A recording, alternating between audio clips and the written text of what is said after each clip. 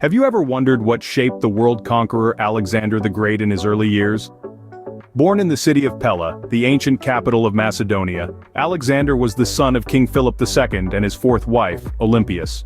His royal lineage destined him for greatness, but it was his childhood experiences and education that truly molded him.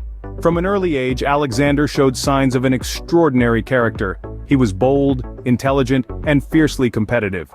But it was the tutelage of the great philosopher Aristotle that honed these raw attributes. Aristotle not only taught Alexander about the world of philosophy and science, but also about politics and the art of leadership. Under Aristotle's guidance, Alexander developed a worldview that was both expansive and ambitious. He was taught to value knowledge, to appreciate different cultures, and to understand the complexities of human nature. This education fueled his ambitions, shaped his approach to leadership, and prepared him for the challenges he would later face in his life. The young prince was thus prepared for the great destiny that awaited him. How did Alexander at a young age ascend to the throne of Macedonia? In the wake of King Philip II's untimely demise, a power vacuum was created in the Macedonian court. The throne was up for grabs, and amidst the turmoil, a young Alexander stood, ready to seize his destiny. His father's death, while a tragic loss, presented an opportunity for Alexander. His determination was unyielding, his vision unclouded, and his ambition unquenchable. He moved swiftly, consolidating his power, silencing opposition, and demonstrating his capability to rule. His actions were not merely reactive, they were calculated, strategic, aimed at securing his position firmly on the throne. In the face of adversity, Alexander emerged victorious, not just inheriting the throne, but earning it. His ascension wasn't by chance, but by choice. His determination and strategic actions ensured his rightful place as King of Macedonia. So, the stage was set for the young king to embark on his grand journey. What marked the beginning of Alexander's legendary conquests? One might point to his early campaigns in Asia Minor. Here, a young, ambitious Alexander led his forces against the mighty Persian Empire, displaying strategic brilliance that would become his trademark. His first major test came in the form of the Siege of Halicarnassus. Despite facing a well-fortified city and a seasoned Persian commander, Alexander's innovative tactics led to a decisive victory. This triumph served as a clear message to the Persian Empire. Alexander was not a threat to be taken lightly, but it was the Battle of Issus that truly cemented Alexander's reputation as a formidable conqueror. Here, Alexander and his forces were vastly outnumbered by the Persian army led by King Darius III. Yet against all odds, Alexander's tactical genius shone through. He used the narrow battlefield to his advantage, neutralizing the Persians' numerical superiority. The Macedonians held their ground, and in a bold move Alexander led a charge directly at Darius, causing the Persian king to flee and leaving his army in disarray. The Battle of Issus was more than just a military victory, it was a psychological one. It sent shockwaves through the Persian Empire and beyond, proving that not even the mighty King Darius was a match for Alexander's tactical brilliance and fearless leadership. Victory at Issus marked a turning point in Alexander's campaign and solidified his status as a formidable conqueror. What was the impact of Alexander's conquests on the landscape of the ancient world? As Alexander the Great journeyed across continents, he didn't just conquer, he also founded. His ambition extended beyond mere conquest, envisioning a fusion of cultures and civilizations under his rule. A testament to this vision is the multitude of cities he established, bearing his name. Among the many Alexandrias, the one in Egypt stands out. Founded in 331 BC, Alexandria became a beacon of Hellenistic culture, its lighthouse, the pharaohs, one of the seven wonders of the ancient world. This city was more than a symbol of Alexander's power, it was an embodiment of his dream to blend Greek and Egyptian cultures, a dream that flourished long after his death. But Alexander's influence in Egypt extended beyond city building. When he marched into Egypt, he was welcomed not as a conqueror, but as a liberator. The Egyptians had been under Persian rule and saw Alexander as a savior, so they crowned him pharaoh, recognizing him as both their king and a divine entity. This acceptance was not just political but also religious, with Alexander being declared the son of the god Amun. By assimilating into the Egyptian culture and religion, Alexander demonstrated his strategic brilliance. He recognized the significance of cultural respect in ensuring the longevity of his reign. This strategy was not just successful, but also transformative.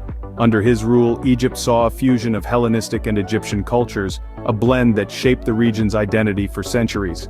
Alexander's rule in Egypt was short, just a couple of years, but his impact was profound.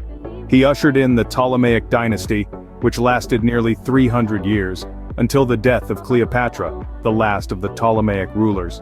Alexander's rule left indelible marks on the lands he traversed, shaping their future for centuries to come. His conquests were not merely a series of military victories, they were a catalyst for cultural exchange and transformation, a testament to a leader whose ambition was as vast as the empire he sought to build. How far did Alexander's ambitions take him, you may ask? Well, they led him to the edges of the known world, to the vibrant and diverse lands of India. Here, he encountered powerful kings and unique cultures unlike anything he'd seen before. His arrival was not met with open arms. Instead, it sparked a series of conflicts and battles, with Indian rulers standing firm in the face of the Macedonian conqueror. Despite the unfamiliar terrain and fierce opposition, Alexander's strategic brilliance shone through. He adapted his tactics to the new environment and circumstances, demonstrating his unparalleled military acumen. His encounters with Indian kings were marked by a mix of diplomacy and warfare, as he sought to extend his empire to the furthest reaches of the east. But let's not forget the iconic Battle of Gaugamela, a pivotal moment in Alexander's conquests. Here, on an open battlefield, Alexander once again faced his formidable adversary, Darius III of Persia. The odds were seemingly against him, with Darius commanding a significantly larger force. Yet Alexander was undeterred. He employed a brilliant strategy, using the mobility and flexibility of his smaller army to his advantage, and ultimately, leading his men to a decisive victory. The Battle of Gaugamela marked the end of Persian resistance and the final defeat of Darius III. It was a testament to Alexander's indomitable spirit, his tactical genius, and his insatiable desire for conquest. This victory solidified Alexander's status as one of the greatest military commanders in history. Yet even after such a monumental victory, Alexander was not content. His gaze was still fixed on the horizon, on lands yet unexplored, and peoples yet unconquered. His expedition to India was a testament to his relentless ambition, a drive that would push him and his men to their limits.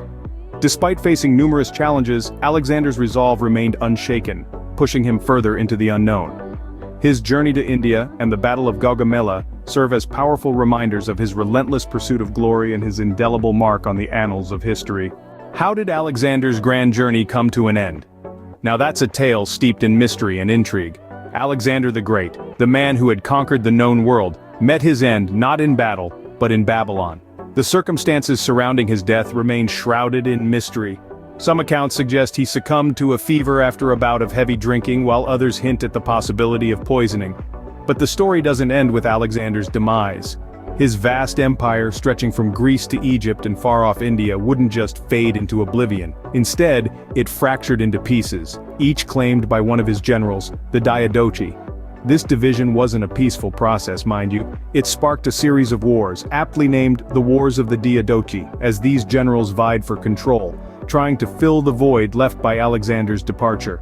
Ptolemy took control of Egypt, turning it into a Hellenistic powerhouse and founding a dynasty that would last for nearly 300 years. Seleucus grabbed the lion's share, ruling over a vast territory that encompassed much of the former Persian Empire. Cassander, Antigonus, and Lysimachus divided the remaining territories among themselves, from Macedonia to Thrace and Asia Minor. Even in death, Alexander's influence resonated, shaping the destinies of the lands he once ruled. His legacy lived on, not just in the empires his generals carved out, but also in the cultural and historical impact that still reverberates today. What is the enduring legacy of Alexander the Great? The influence of Alexander's conquests on history and culture is vast and profound. His military campaigns not only expanded the boundaries of the known world, but they also led to a profound cultural exchange that gave rise to the Hellenistic period. This era was marked by a flourishing of Greek art, literature, and philosophy, which was disseminated across the regions Alexander had traversed. The cities he founded, including the famous Alexandria in Egypt, became vibrant centers of Hellenistic culture, fostering advancements in various fields from science to drama. His innovative military strategies are studied even today, underscoring his enduring influence on contemporary military thought. Alexander's legacy, however, is not without controversy. His image fluctuates between a visionary leader and a ruthless conqueror, a reflection of the complexities of history's narratives. From a young prince to a world conqueror, Alexander's story is a testament to the power of ambition and strategic genius.